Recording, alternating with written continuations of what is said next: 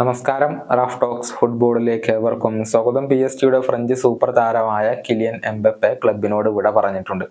തന്റെ ഇൻസ്റ്റഗ്രാമിലൂടെയായിരുന്നു അദ്ദേഹം ഒഫീഷ്യലായിക്കൊണ്ട് ഇക്കാര്യം അറിയിച്ചിരുന്നത്.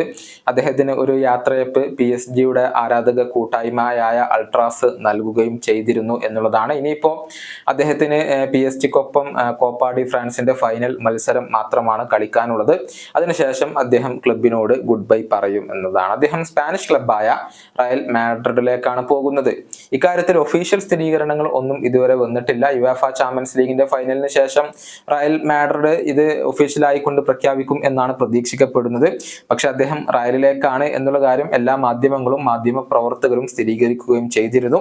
ഏതായാലും കഴിഞ്ഞ ദിവസം എംബപ്പെ ഒരു ഫെയർവെൽ പാർട്ടി ഒരു പാരീസിലെ പ്രശസ്തമായ റെസ്റ്റോറന്റിൽ വെച്ചുകൊണ്ട് നടത്തിയിരുന്നു. എംബപ്പയുടെ സഹതാരങ്ങളും സുഹൃത്തുക്കളും ഒക്കെ ഈ ഒരു പാർട്ടിയിൽ പങ്കെടുത്തിട്ടുണ്ട്. ഏകദേശം 250 ആളുകളോളം പങ്കെടുത്തിട്ടുണ്ട്. എന്നാൽ PSG പ്രസിഡന്റായ നാസർ അൽ ഖലീഫി ഇതിൽ ഉണ്ടായിരുന്നില്ല എന്നാണ് റിപ്പോർട്ടുകൾ.